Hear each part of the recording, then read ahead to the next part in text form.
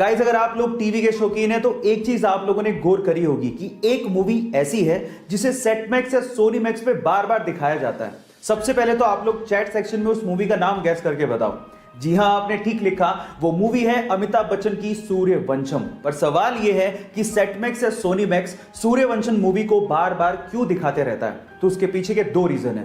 पहला रीजन, जिस ईयर में यह मूवी रिलीज हुई थी उसी ईयर में सेट मैक्स चैनल भी लॉन्च किया गया था। और दूसरा रीजन यह है कि सेट मैक्स या सोनी मैक्स ने इस मूवी के अगले 100 सालों के राइट्स उस वक्त खरीद लिए थे और इसी वजह से इस मूवी को वो बार बार दिखाते हैं। क्या इसके पहले तक ये फैक्ट आपको पता था? और अगर नहीं पता था तो चैट सेक्शन में जरूर लिखिएगा। और वाइल्ड लाइफ फोटोग्राफी अवार्ड एक ऐसा अवार्ड जो उस इंसान को दिया जाता है जो कि इंसानों को छोड़ के इस धरती पर जितने भी जीव जंतु रहते हैं उनकी उस यूनिक टाइमिंग पे फोटो खींचे जिसे देखने के बाद सिर्फ एक ही बात जुबान पर हो, वाह क्या टाइमिंग है। तो यही अवार्ड 2019 में उस पिक्चर को दिया गया जो कि लंदन के एक अंडरग्राउंड रेलवे स्टेशन पर खींची गई थी। यह पिक्चर इतनी यूनिक थी और इसकी टाइमिंग इतनी लाजवाब थी कि आप लोग देखते रह जाओगे। इस पिक्चर में तो चूहे एक दूसरे के साथ कुछ ऐसे घुसंडबाजी कर रहे हैं जैसे कि दो इंसान लड़ रहे हो। वाह क्या टाइमिंग है।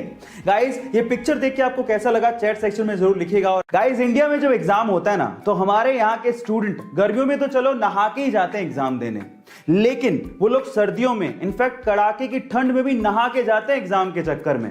वो ऐसा इसलिए करते हैं ताकि नहाने के बाद ऊपर वाले का नाम लेंगे तो एग्जाम में अच्छे नंबर आएंगे। लेकिन ये सिर्फ इंडिया में होता है, साउथ कोरिया में इसका जस्ट उल्टा होता है। वहां के स्टूडेंट एग्जाम के दिनों में नहाना बंद कर देते हैं और रीजन जान के आप लोग हैरान रह जाओगे।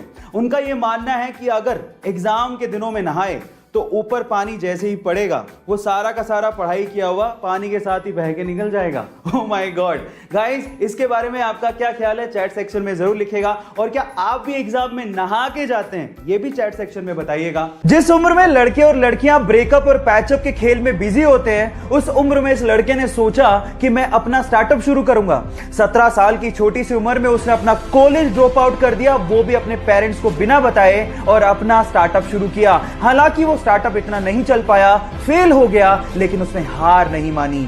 3 साल की कड़ी रिसर्च के बाद सन 2013 में उसने एक दूसरा स्टार्टअप शुरू किया और देखते ही देखते वो कंपनी इंडिया में $10 बिलियन की कंपनी बन गई। जी हां, मैं बात कर रहा हूं ओयो फाउंडर रितेश अग्रवाल की, जो कि इंडिया में यंगेस्ट बिलियनर भी हैं। गाइस, यहां सीखने लायक बात यह है कि if you can believe it you can achieve it. जब वो हैदराबाद जाने के लिए रेलवे प्लेटफॉर्म पे खड़ा था तो पैर फिसलने की वजह से वो सामने से आती हुई ट्रेन की चपेट में आ गया, जिसकी वजह से उसके दोनों पैर कट गए। 2 घंटे तक उसको किसी ने हाथ भी नहीं लगाया और 6 घंटे की मशक्कत के बाद उसे अस्पताल पहुंचाया गया, जहां पर डॉक्टर्स ने उसकी मां को कहा कि इसके शरीर से पूरा खून बह चुका है, अब वो जिंदा नहीं बच सकता। लेकिन फिर भी उसकी मां ने कहा कि चाहे जिंदा रहे या मरे, मैं इसका इलाज जरूर कराऊंगी क्योंकि ये मेरा बेटा है। जैसे तैसे पैसे जुटाकर उसका इलाज करवाया गया। वो जिंदा तो बच गया लेकिन उसने अपने पैर गवा दिए। इस सिचुएशन पे उसके भाई ने उसका साथ छोड़ दिया। लोगों ने उसे भीख मांगने तक की सलाह दे दी, लेकिन उसने कहा कि मैं भीख नहीं मांगूंगा, मैं हार नहीं मानूंगा। उसने जिम ज्वाइन किया, अपनी बॉडी बनाई, वीडियोस अपलोड की और बहुत सारे लोगों के लिए एक मिसाल बन गया। उसका नाम है देव मिश्रा, जिसने हमें यह सिखाया कि जिंदगी हौसले से जी जाती है।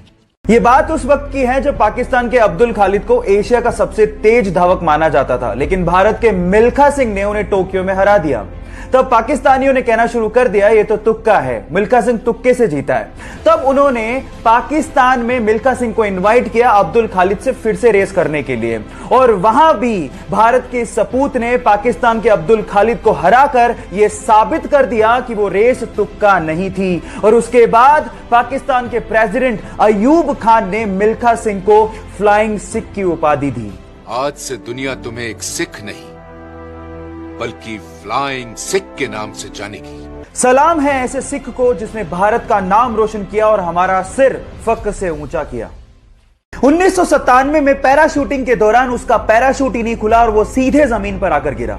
बुरी तरह से जख्मी होने के बाद वो कई महीने तक हॉस्पिटलाइज रहा, लेकिन उसके बावजूद भी उसके अंदर का एडवेंचर का जुनून खत्म ही नहीं हुआ। जैसे तैसे रिकवर करने के बाद माउंट एवरेस्ट को फतेह करने के अपने बचपन के सपने को पूरा करने के लिए निकल पड़ा और 23 साल की छोटी सी उम्र में उसने माउंट एवरेस्ट को फतेह कर डाला और यह कारनामा करने वाला यंगेस्ट ब्रिटिशर बना। Yes, I am talking about Bear Grylls, जो कि अपनी मैन वर्सेस वाइल्ड सीरीज के लिए विश्व विख्यात हैं। गाइस, यहां सीखने लायक बात यह है कि लाइफ में प्रॉब्लम्स सबके आती हैं, लेकिन जो उसका डट के सामना करते हैं लोग उसी के बारे में चर्चा करते हैं।